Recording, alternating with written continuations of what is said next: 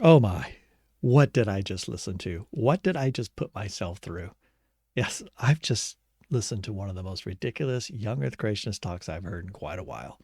Now, was I shocked? No. This is Dr. Carl Werner, and there's a reason why he's not on a bunch of mainstream young earth creationist type channels or big conferences or things like that, because he is out there. Remember, even fringe groups, even fringe ideas have fringes. I've said this before, right? There are fringe elements around fringe elements. And Dr. Carl Werner doesn't have an excuse. He spent 45 years studying, right, evolutionary biology and talking to evolutionists. And yet, what did I learn during this talk? I learned that there are two mechanisms of evolution. One is the inheritance of acquired characteristics. Yes, the inheritance of acquired characteristics, that's one of the mechanisms of evolution. And the second big mechanism of evolution is mutations that make novel proteins. Those two things are the two big evolutionary concepts, according to him. And in this video, he debunks both of them and a lot of other things. In fact, he states in this particular video that 2024, I don't know if you noticed it or not. You know, maybe it passed you by. Maybe it hasn't hit the airwaves for you yet. But according to Carl Werner, 2024 was a momentous year. It was the year that evolution was overturned. Now, he admits that many of you might not recognize that yet, or that you're going to rebel against that idea, and you're sort of cognitively suppressing it. But we're going to look back. Historians are going to look back, and they're going to say 2024. That was the year. That was the year it all came undone. The entire edifice of naturalism, which is his usage for the word evolution, came crumbling down and crashed. And we will see that it was utterly decimated. And he goes over all the evidences for that. No, we're not going to review this whole video by any means. I'm picking out really one item, and I'll toss in a second. Like, we got to get right to this video. I'm going to play a couple minutes, and then we will stand in awe and wonder at what Carl Werner has discovered and revealed to us. Now, I wanted to show you that the mechanisms of evolution don't work. There's basically two, and both of them don't work. One is this idea that an animal can adapt and pass those adaptations on to the next generation. Darwin. Oh, did you catch that? There's two mechanisms.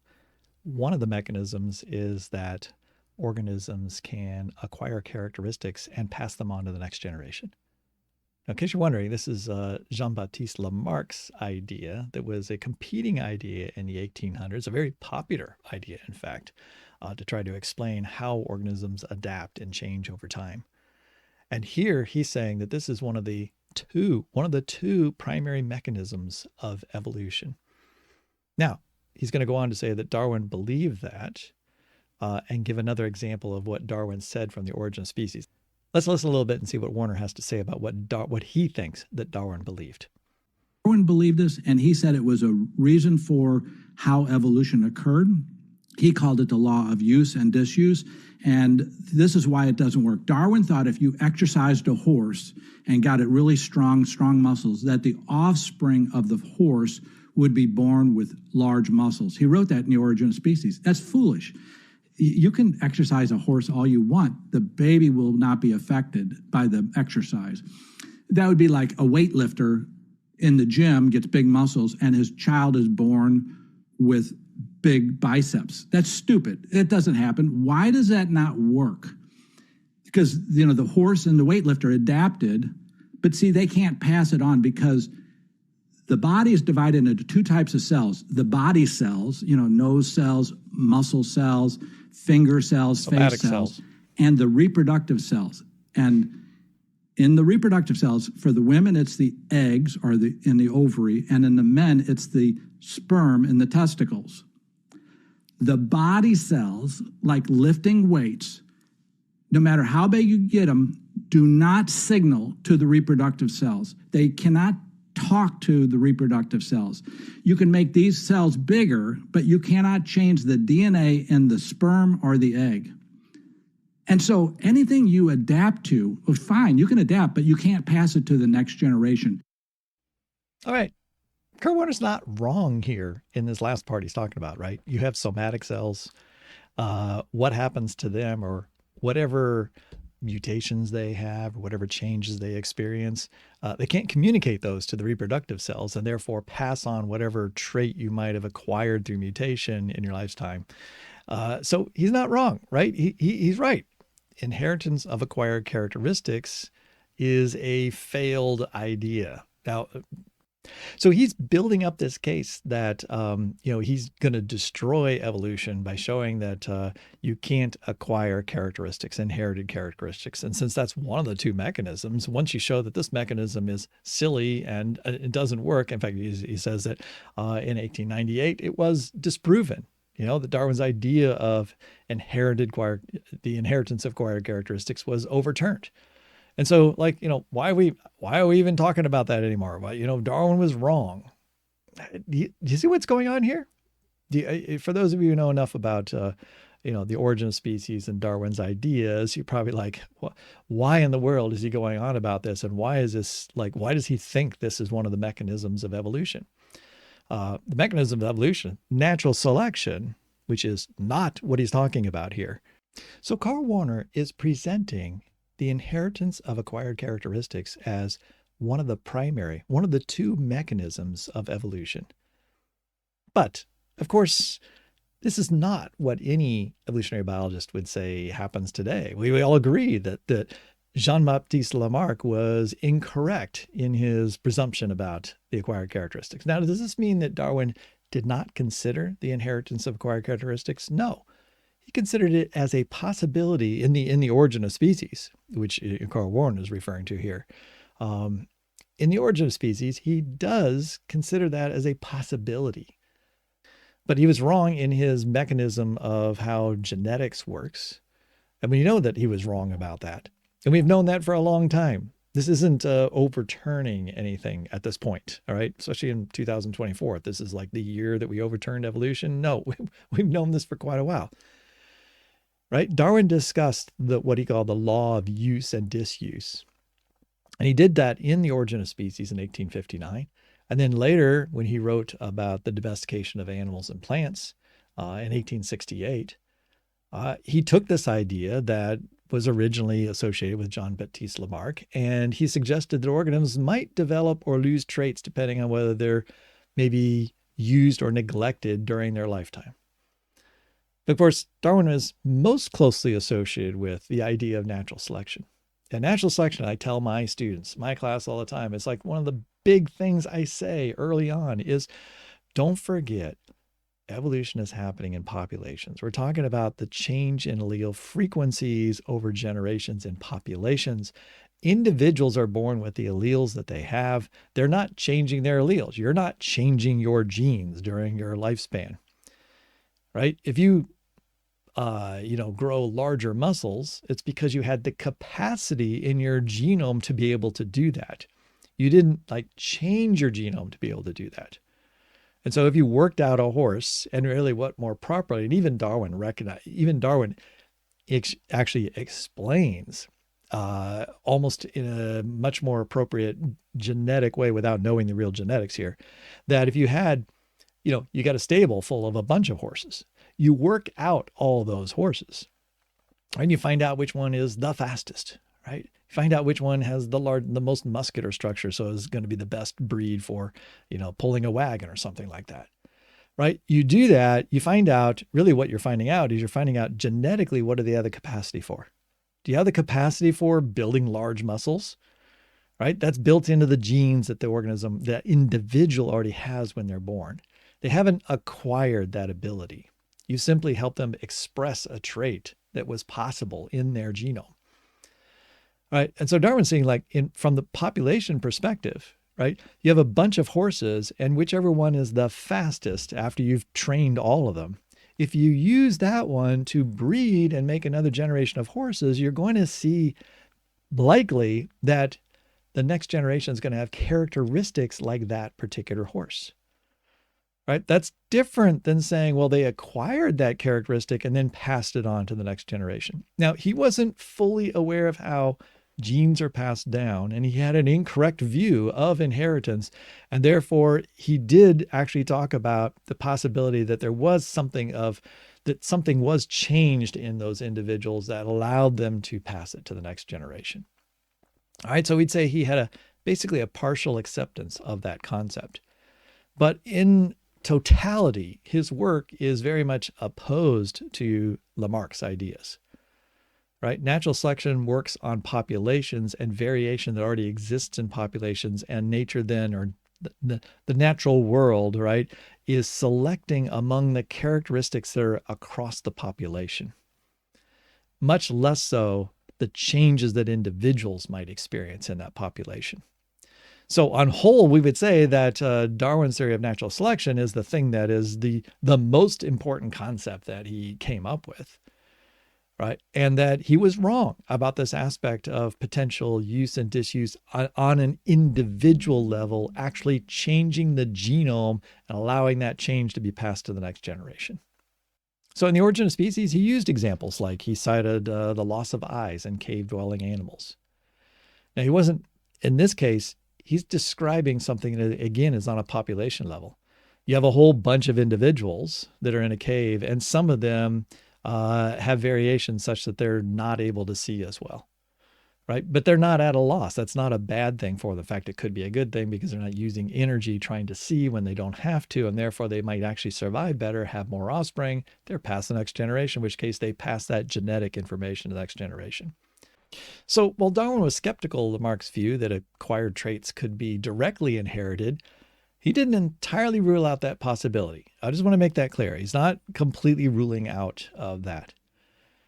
Right? He had this idea of pangenesis, a hypothesis that suggested that little small particles from different body parts could be passed to the offspring, in which case, if you're sort of taking little pieces from the organism and then packaging them together, that is kind of the idea. You're taking information from around the organism versus just from the sex cells. But the main point is that Darwin consistently emphasized that natural selection as a mechanism, right, was the primary driver of evolution, of adaptation. So what is Carl Werner doing here?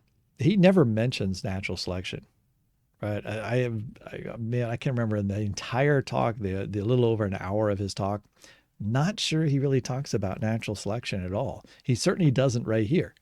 He's talking about this being, I mean, if you come to this little tiny creation society that had this meeting and had him come talk to them, so, 20 people are listening. Now it's on YouTube, so we can listen too.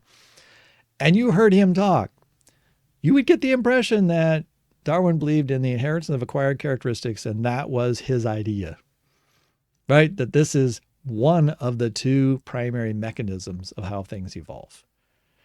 That is completely wrong, right? It completely mischaracterizes Darwin and is a fundamental misunderstanding of what is actually changing in organisms. So Carl Werner is right to criticize this idea that you could gain muscle mass and therefore your offspring would automatically have that much more muscle mass. He's right, but no one believes that.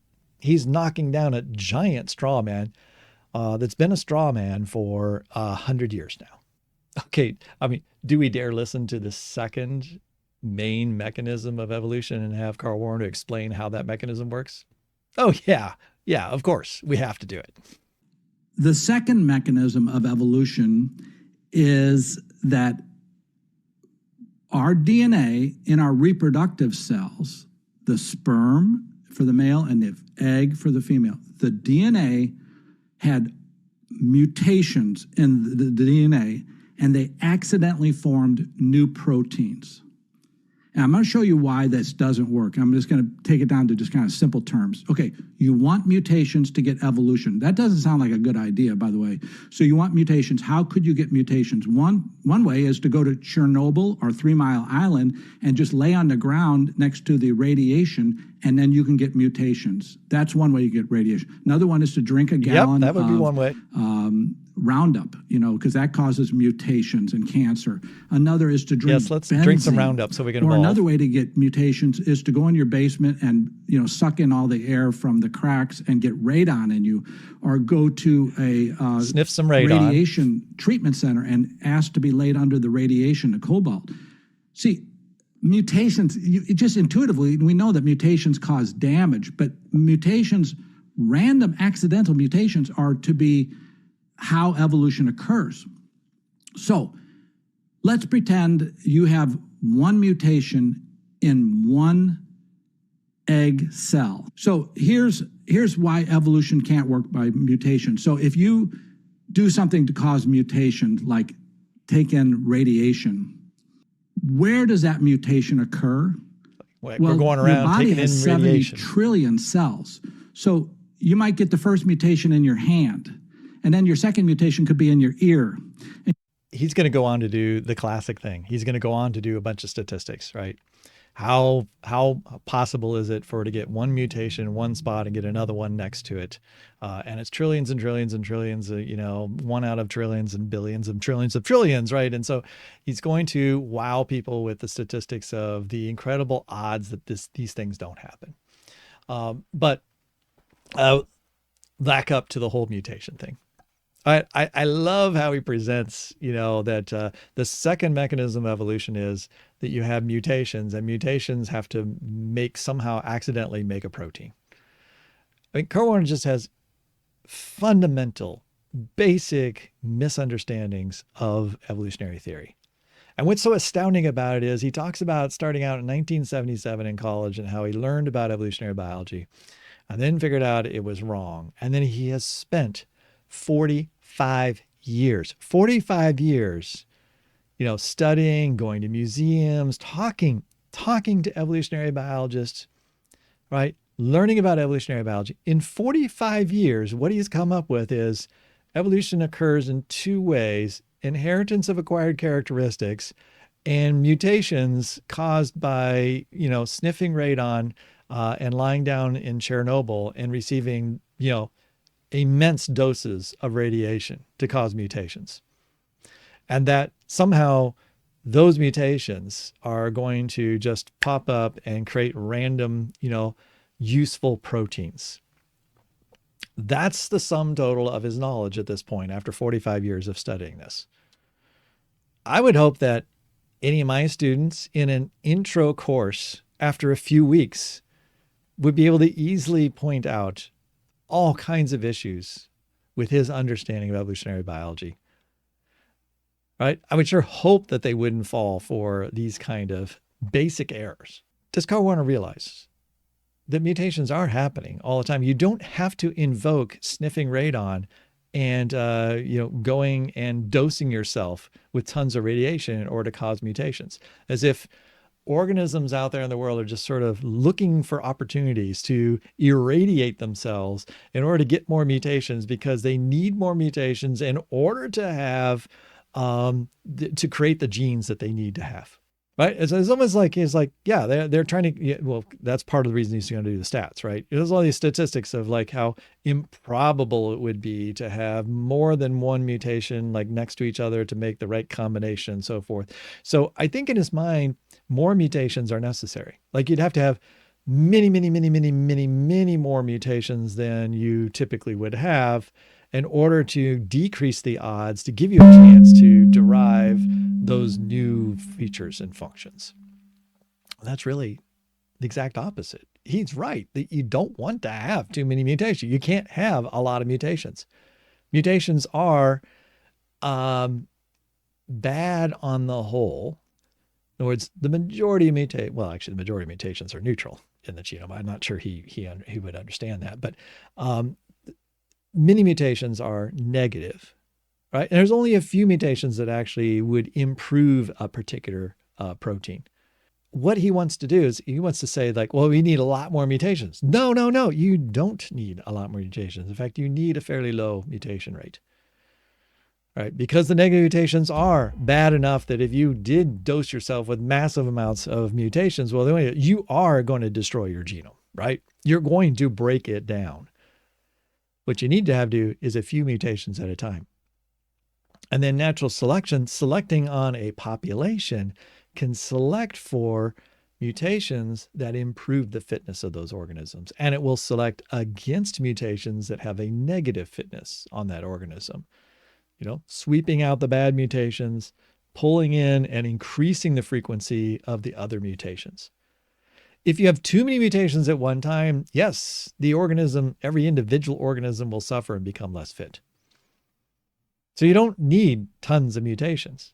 And also, does you realize that you can't avoid mutations, right? Mutations happen, right? There is a baseline level of mutations that are happening randomly across the genome as you replicate your DNA. Carl Werner himself probably has 60 or 70 novel mutations with respect to his parents. His parents don't have them in the sperm and the egg. There was mutations in the copying of DNA itself. You make mistakes and you pass them to the next generation. And most of them are neutral. Most of them have no effect on Carl Werner's fitness at all. But nonetheless, you're passing on mutations as you go. So yeah, the upshot is Carl Werner thinks that that you have to have enormous number of mutations. And of course, he believes if you have lots of mutations, that things will break down. Well, I mean, he's right, but he doesn't understand mutations. He doesn't understand fitness. He definitely doesn't understand natural selection, right? Because he doesn't even mention natural selection as a mechanism. And he tries to ascribe to Darwin his primary mechanism somehow being the inheritance of acquired characteristics. Flabbergasting. This is just mind-boggling levels of misunderstanding on his part. He's an awesome cherry picker. He can go into literature, he can go into books, he can find things that people have said. And he has gone in Origin of Species and others and showed that Darwin suggested this. That is a side thing. It's like a minor issue. Darwin was in a situation where Jean-Baptiste Lamarck has suggested this principle of an inheritance of acquired characteristics, which sounds rather appealing. It sounds plausible to lots of people, and it becomes a popular idea of that day. I mean, so you're in the environment where lots of people believe Lamarck is hit on something pretty interesting here and pretty good. Darwin's actually coming along and it's like, no, really, this natural selection idea, working on populations, on variation that already exists in individuals, that's really where it's at in terms of being able to adapt organisms to new and changing environments. But, I don't really fully understand inheritance. There's multiple different ideas sort of in the milieu of the time that of how inheritance works. And Darwin knows that Lamarck is popular. Like I said before, he was skeptical, but he wouldn't want to entirely rule out that possibility. And it was ruled out by experimentation later on. In 1889, August Weismann did provide strong evidence to disprove this idea of inheritance of acquired characteristics, right? So he did shoot down a small side component, a potential mechanism that was alongside of natural selection. What Weismann did is he did a bunch of experiments where he cut off the tails of mice for many, many, many generations. And then he looked to see how many offspring were tailless. Could you shorten the tail or have mice born without tails because they hey, I lived my life without a tail because, I acquired that characteristic of tailless. Could the organism share that information with its offspring? Hey, I don't have a tail. I'm going to share this property with you. But yeah, we know now that, not having a tail because it got, cut off, or that's I lost a leg. And because I lost a leg, somehow I'm going to share that information, genetic information, with my offspring such that they're born without a leg. So what Weismann noticed is that after many, many generations, no shock, the tails were normal lengths, right? Giving them an acquired trait did not result in inheritance. All right, so great. Awesome, Carl Werner. You've successfully demonstrated, or at least successfully communicated to your audience, that this idea of the inheritance of acquired characteristics doesn't work at all, right? Have you debunked evolution? No, you haven't done anything of the sort. You've gone back to 1889, right? And so this is not a brand new revelation. And it's not relevant really to anything about modern evolutionary theory from the last 100 years. I'm sorry, I'm just so stupefied in a way by this confidence that Carl Werner has that he's explaining like what evolutionary theory is to his audience and what evolutionists believe, when like what evolutionists believes what he just said. None of them do. That's not relevant to the discussion at all. So, burn up that straw man all you want. It's not really helping your case. I mean, to not talk about natural selection at all, it's just that's incredible. And it's not like natural selection is the only mechanism of evolution. There's genetic drift too, right? There's no mention in here of genetic drift, right? Doesn't talk about gene flow.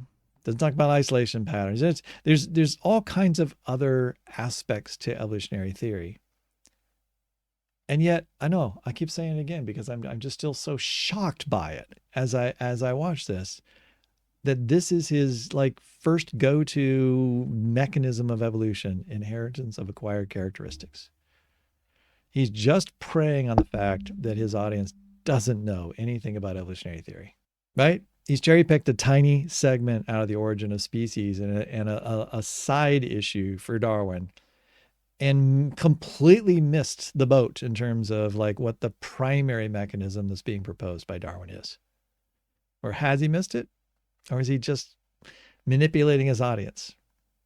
I don't know. The audience certainly seemed to be gobbling it up to some extent, although I will admit they weren't really terribly, convinced that the year 2024 was the year that evolution was overturned. And one of the Q&A questions was to him about like, well, what exactly, they watched the whole video, not the whole video. This was a live audience at the time. They listened to this whole talk. And at the end, I have to admit, several of them did sound like a little perplexed. Like, well, what exactly was it about 2024 that was like so special? Like, what was brand new that we learned in 2024 that somehow completely upturned the entire edifice of naturalism? And his response to that was a little like, I can't really even tell you what his response was because it wasn't anything that was very convincing, right? It was just kind of like, well, the confluence of many things together, the straw that broke the camel's back, happened in 2024. I think what he's really saying is my books, right? Look at all the books behind him there. That's all of his publications. Right. He's put all this stuff together. He's got like the 1,000 frauds that have happened in human evolution and all the stuff about, different fossils not having any ancestors. And so he's got a bunch of different books, and he has a recent book.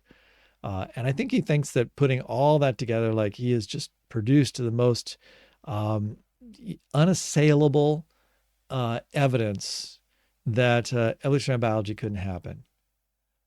And therefore, and that's all come together, in this last year for him. And therefore, this is it. He has debunked, he has overturned evolutionary biology. So yeah, I'm having a little bit more fun with this particular video than I do with most because, usually I take younger creationists seriously. I want to try and understand what they're really saying. A lot of them, they really are trying to come up with a hypothesis that makes sense and come up with data and so forth. Carl Werner is all about cherry picking, and he's so confident he cannot hear and understand when others criticize him. And therefore, he continues to like recycle the same garbage over and over and over again. The exaggeration gets sort of like greater and greater over time as he talks. And there are other young earth creationists who have very, very strong feelings about Carl Werner, strong feelings in the sense of his, not being a trustworthy source of information. And so that's why I start out by saying Carl Werner is on the fringe of the fringe, right? I mean, he is not in the inner circle or amongst a group of young earth creationists that are professionals that I think would have respect for each other and are able to like argue about various important theories in young earth creationism. He's definitely on the outside kind of looking in. That's why he's, giving talks at these small creationist outlets and so forth. And so despite all these books, um, he doesn't have a huge outlet. I mean, this is an immense personal ministry, and he spent enormous amount of time on it, which is what makes it kind of honestly kind of sad that you could spend this much time working to try to undo and overturn a major theory, but he's doing it with such a poor base of fundamental information, fundamental knowledge about what he is trying to even overturn. And that's what I think, that's why I'm highlighting this particular section of this video, is like there's just profound misunderstandings and misconceptions about some of the most basic parts of evolutionary theory. You can't hope to undo or overturn a theory for which you don't understand. Okay, I think that's probably enough. I probably beat this horse to death. So apparently this horse was not able to adapt and pass its genes on to the next generation. But I don't want to spend a whole. I could do 10 episodes on this particular video. It's not the greatest use of my time. So anyway, that's it for today. Thanks, Carl Werner, for entertaining us today. We'll talk to you later. Bye bye.